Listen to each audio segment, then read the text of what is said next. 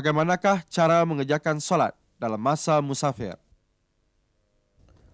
Ya, sebenarnya orang-orang yang dalam keadaan musafir, dalam keadaan berperjalanan, maka ia diharuskan untuk melakukan solat-solat yang dikhususkan kepada orang musafir, iaitu yang dinamakan solat qasar dan solat jamak. Ini merupakan dua jenis solat, iaitu qasar dan jamak, yang hanya diharuskan kepada orang-orang yang musafir dengan syarat-syarat yang tertentu.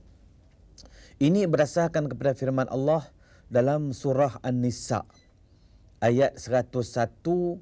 Allah Subhanahu wa taala berfirman, a'udzubillahi minasyaitonirrajim, wa idza darabtum fil ard falaysa 'alaikum junahun an taqsuru minas shalah in khiftum an yaftinakumul ladzina kafaru innal kafirina kanu lakum aduwwan mubina. Sadaqallahul azim. Yang bermaksud, dan apabila kamu berperjalanan, yakni musafir di muka bumi ini, maka tidaklah salah kamu mengqasarkan salat jamak, kamu mengqasarkan salat. Jika sekiranya kamu bimbang orang-orang kafir akan mencederakan kamu, akan mengganggu kamu, sesungguhnya orang kafir ini adalah musuh kamu yang nyata. Ulama-ulama menjelaskan bahawa berdasar pada ayat ini menunjukkan bahawa orang-orang yang musafir diharuskan salat qasar dan diharuskan salat jamak, kerana kedua-dua ini merupakan salat khusus bagi orang-orang yang musafir atau yang berperjalanan jauh. Apakah yang dimaksudkan dengan solat qasar, solat jamak dan solat qasar jamak? Ya, mengenai jenis-jenis solat safar atau solat bagi orang musafir ini ada 3 cara. Yang pertama, sama ada qasar saja, atau yang kedua jamak saja, dan yang ketiganya qasar dan jamak. Saya akan cuba uraikan satu persatu. Yang pertama, yang dimaksudkan dengan qasar. Qasar artinya pendek. Adapun salat qasar ialah sembahyang yang dipendekkan. Artinya salat yang mempunyai 4 rakaat lalu dikerjakan secara ringkas, iaitu 2 rakaat sahaja. Saya ulang lagi sekali. Yang dimaksudkan dengan salat qasar ialah salat yang mempunyai 4 rakaat, iaitu Zuhur, Asar dan Isyak. 3 salat ini bilangan rakaatnya 4. Dan bila mana dikerjakan secara qasar, maka bolehlah dilakukan dengan hanya 2 rakaat sahaja. Iaitu Zuhur dilakukan dengan secara 2 rakaat sahaja, Asar dilakukan dengan 2 rakaat sahaja, dan Isyak dilakukan dengan hanya 2 rakaat sahaja. Ini namanya qasar, iaitu sembahyang ataupun salat yang 4 rakaat dikerjakan 2 rakaat saja. Adapun maghrib dengan subuh tidak boleh diqasarkan. Walau dalam keadaan bagaimana sekalipun, maghrib tetap 3 rakaat, subuh tetap 2 rakaat. Yang dikatakan qasar ialah sembahyang ataupun salat zuhur, salat asar, salat isyak yang bilangan rakaat 4 dilakukan 2 saja. Ini namanya qasar.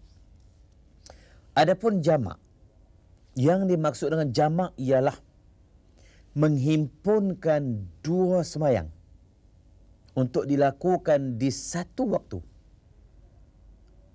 Menghimpunkan 2 salat, zuhur dengan asar atau maghrib dengan isyak, dan dikerjakan di satu waktu. Ulama-ulama telah memutuskan bahawa di antara salat yang boleh dijamakkan hanyalah maghrib dengan isyak, zuhur dengan asar sahaja. Maghrib dengan isyak dikerjakan di waktu maghrib, atau maghrib dengan isyak dikerjakan di waktu isyak. Satu. Dan yang keduanya, zuhur dengan asar. Sama ada dikerjakan di waktu zuhur ataupun zuhur dengan asar dikerjakan di waktu asar. Itu dimasukkan jamak.